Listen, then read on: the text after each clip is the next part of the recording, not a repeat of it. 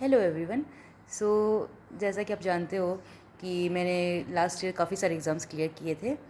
SBI PO जो है वो मेरा क्लियर नहीं हो पाया था, इसलिए मैंने बैंक ऑफ बड़ौदा ज्वाइन किया।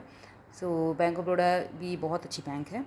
और एसबीआई में मेरा क्यों नहीं हुआ, क्योंकि मेरे इंटरव्यू में उतने अच्छे मार्क्स नहीं मिले मुझे। मेरे मेंस में बहुत अच्छे स्कोर था, 78 के अराउंड मुझे मेंस में आया था, लेकिन इंटरव्यू में मुझे काफ़ी कम मार्क्स मिले थे, 36 के अराउंड मिले थे। तो मेरा जो एग्रीगेट बना था वो 0.3 मार्क्स कम था मेरे कट ऑफ से। सो मेरा नहीं हो पाया था अनफॉर्चुनेटली। खैर जो भी है सो हो चुका। अभी मैं नहीं चाहती कि आप वो गलती करो। सो मैं एक इंटरव्यू पे भी एक वीडियो लेके आऊँगी ज़रूर कि आप कैसे अच्छा कर सकते हो, क्या आप नहीं करो इंटरव्यू में जिससे वो सिलेक्शन रुक सकता है। तो वो बताऊँगी एक वीडियो में। तो सबसे पहले क्वांट की बात करें तो अभी तक मुझे ऐसा लगता है कि हासिल अग्रवाल सर से बेटर क्वांट की टीचर कोई नहीं है अकॉर्डिंग टू मी। उनके अलावा मुझे एक करियर डिफाइनर वाले सर हैं, वो अच्छे लगते हैं। लेकिन हासिल अग्रवाल सर जो पढ़ाते हैं ना वो काफ़ी अलग है, मतलब वो नंबर सिस्टम, अलजेब्रा ये सब भी पढ़ाते हैं जो काफ़ी यूज़फुल होता है एग्ज़ाम में। काफ़ी कुछ उसके थ्रू आप इजीली जो है टफ़ क्वेश्चंस होते हैं जो लोगों को पता भी नहीं होते वो आप इजीली वो सॉल्व कर सकते हो। तो मेरा वैसा ही हुआ। मेरे मेंस का एग्ज़ाम हमेशा क्वांट में अच्छे मार्क्स की वजह से ही हमेशा अच्छा हुआ है, वरना मेरे मार्क्स हमेशा कम रहते। तो मैं सारा क्रेडिट उन्हीं को दूंगी। तो क्वांट में मेरा सजेशन है आप हर्षल अग्रवाल सर को फॉलो करो, वो बहुत अच्छा पढ़ाते हैं। अगर आपको नहीं समझ में आता है सर का तो आप करियर डिफाइनर वाले सर को भी फॉलो कर सकते हो, लेकिन जितना content Harshal Agarwal sir YouTube पे दे रहे हैं फ्री कंटेंट, उतना करियर डिफाइनर वाले सर का कंटेंट अवेलेबल नहीं है यूट्यूब पे। सो इसलिए मैं इनको रिकमेंड करूँगी। और इनकी अगर मैं कर पाई तो इनकी जो प्लेलिस्ट है मैं अपने वीडियो के साथ उसके लिंक कर दूँगी। तो कमिंग टू रीजनिंग में मेरा सबसे बड़ा फोकस यही रहता था कि ज़्यादा से ज़्यादा मॉक्स जो है मैं सॉल्व करूँ, ज़्यादा क्वेश्चन सॉल्व करूँ, और एटलीस्ट वो करूँ जो कर पाऊँगी एग्ज़ाम में।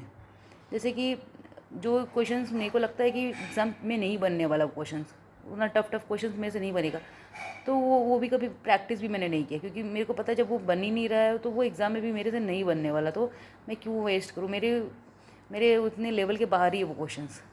तो मैंने कभी भी टफ़ क्वेश्चंस नहीं सॉल्व किए हैं मॉक्स में, हमेशा ऐसे क्वेश्चन सॉल्व किए जो इजी हैं, जो हो सकते हैं पॉसिबल। हाँ ऐसा ज़रूर था कि एक बार सॉल्यूशंस देख लिया, लेकिन कभी सॉल्व नहीं किया, मतलब माइंड नहीं लगाया, क्योंकि मेरे पेपर में नहीं होने वाला सॉल्व, तो क्यों सॉल्व करूँ, क्यों एनर्जी लगाऊँ कुछ टफ़ क्वेश्चंस को सॉल्व करने के लिए जो एग्ज़ाम में नहीं होने वाला मेरे से, मेरे को पता है।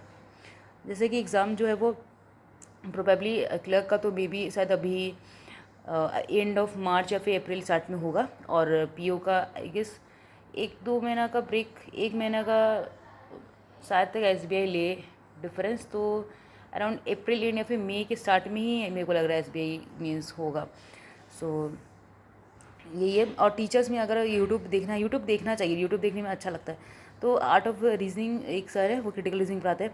पेपर इतना टफ आता है ना मेंस का कि क्रिटिकल रीजनिंग बहुत इंपॉर्टेंट हो जाता है कि उसको आप सॉल्व करो, क्योंकि क्रिटिकल रीजनिंग अगर आप सॉल्व करके नहीं गए, पजल से कुछ बनने नहीं वाला पेपर में, सब कुछ इतना टफ लगता है, टाइम ड्यूरेशन इतना कम है, इतना कम टाइम, इतना प्रेशर होता है ब्रेन में कि क्या क्या क्या करूँ क्या करूँ। तो होता है क्रिटिकल रीजनिंग जो होता है, फिर भी मतलब एक होता है कि आप अगर उसको थोड़ा सा प्रैक्टिस करो, थोड़ा सा समझो कि कैसे क्रिटिकल रीजनिंग जो होता है आंसर होता है, तो भी आप उसका क्वेश्चन करेक्ट कर सकते हो, तो आपको टफ पेपर में भी थोड़ा सा मार्क्स मिल सकता है। मैंने तो अपना क्रिटिकल रीजनिंग अच्छा से प्रिपेयर किया था और बहुत सारे क्वेश्चन भी बनाए थे क्रिटिकल रीजनिंग पे, और मेरे को लगता है मेरे ज़्यादा क्वेश्चन रॉन्ग नहीं हुए क्रिटिकल रीजनिंग के बिकॉज ऑफ क्रिटिकल रीजनिंग, क्योंकि क्रिटिकल रीजनिंग के अलावा पेपर में जो भी आता है ना वो बहुत मुश्किल है बनाना, पजल सब वो सब बहुत बड़ा बड़ा पजल्स आता है, वो सब बनाना बहुत टफ है।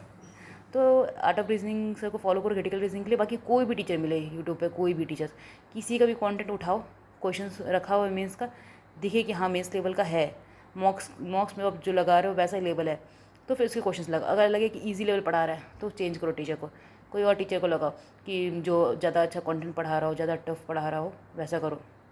ऐसा मत करो कि एक ही टीचर को पकड़ना है जो जी इजी पढ़ा, क्योंकि पेपर इजी नहीं आता है, इसीलिए टफ पेपर आता है। तो जो भी आपको मॉक के लेवल पे दिख रहा है ना कि हाँ मॉक मॉक के अराउंड ये लेवल है इसका, तो वही टीचर को पढ़ा, क्योंकि पेपर में वही लेवल आता है। तो वो फोकस करो। मैंने स्टार्टिंग में काफ़ी इजी क्वेश्चन और इजी कराने वाले टीचर्स को जो कराते थे वो फॉलो करती थी, लेकिन वो पेपर में आता ही नहीं था मेंस में, सो इसलिए वो आप वैसा करो। और इंग्लिश में प्रैक्टिस करो, कुछ मत करो इधर उधर इधर उधर इतना वीडियोज़, ये वीडियोज़ वो वीडियोज़, कुछ नहीं। रेगुलर बेसिस पे रोज़ का रोज़ मेंस के जो है 2 या 3 आरसी सॉल्व करो, क्योंकि आरसी पेपर में आता है।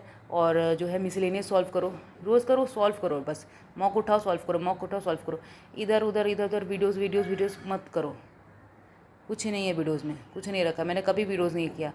वीडियोज़ में सिर्फ टाइम वेस्ट होता है। वीडियोज़ में सिर्फ आप क्वांट की रीजनिंग की वीडियोज़ करो, लेकिन इंग्लिश की वीडियोज़ करने का कोई नीड नहीं है। आप आराम से पेपर उठाओ, क्वेश्चंस लगाओ, जो भी मॉक में दिया हुआ है मॉक से क्वेश्चन सॉल्व करो। इंग्लिश रीड किया, बेसिक इंग्लिश रीड कर लिया, ठीक है, कोई टर्म नहीं आया, ठीक है, पढ़ लिया, एक बार हो गया। लर्न भी नहीं करना, लिखना भी नहीं, कुछ नहीं, क्योंकि वापस कोई उसको खोलता नहीं है, वापस कोई जो है ना अपने वर्ड मीनिंग जो लिखे हैं वो वापस कोई खोल के पढ़ता नहीं है, क्योंकि टाइम नहीं होता एग्जाम के टाइम पे। इसीलिए जो जो भी आप जैसे पढ़ रहे हो, कोई वर्ड अगर समझ में नहीं आया, ठीक है, गूगल खोला, अच्छा ये वर्ड ये मीनिंग, अब बार बार रोज़ इंग्लिश करोगे ना, तो अब वो मीनिंग वो वर्ड को बार मिलेगा आपको, तो अब बार उसको अपने आप आपको याद होगा, ना कि आपको उसको प्रैक्टिस करने का कोई भी नीड है। तो उस तरह से आप इंग्लिश को प्रिपेयर करो। तो जीके जो है वो उसका परसेंटेज काफ़ी बढ़ गया है, वेटेज बढ़ा है, तो जीके को बहुत अच्छे से प्रिपेयर करना पड़ेगा। जीके जो है बहुत ज़्यादा गेम चेंजर भी होता है, क्योंकि काफ़ी लोग जो होते हैं ना वो मतलब गेम चेंजर नहीं, ऐसे क्या बोल सकते हैं कि काफ़ी अनसर्टन होता है, काफ़ी अनसर्टन होता है। हो सकता है कि कुछ कुछ लोगों को बहुत ज़्यादा नंबर आ जाएगा, कुछ कुछ लोगों को बहुत कम, पर जनरली जीके में नंबर लोगों को कम ही आते हैं, क्योंकि इतना ज़्यादा याद रखना बहुत डिफ़िकल्ट है। तो फिर भी उसमें जीके तो पढ़ना ही पड़ेगा, चाहे कुछ भी हो जाए। सेक्शनल है और काफ़ी कुछ है, तो अफेयर्स क्लाउड है और स्मार्ट कीड़ा का मॉक ड्रिल्स है। ये दोनों ही बहुत अच्छे बेस्ट सोर्स है। मुझे ऐसा लगता है कि थोड़ा बहुत मुझे ऐसा लगता है कि स्मार्ट कीड़ा मॉक ड्रिल्स थोड़े बेटर है, क्योंकि अफेयर्स क्लाउड जो होता है वो अब उसका क्या है कि जो एक वीकली वाला वर्जन आता है, डेली वाला कर सकते हो तो डेली वाला करो, पर फिर वही डेली वाला वीडियो करो, डेली वाला पीडीएफ पढ़ो, फिर उसको, तो वो थोड़ा सा मतलब हर डे का फिर करना थोड़ा लेंदी हो जाता है, मेरे को तो लगता है।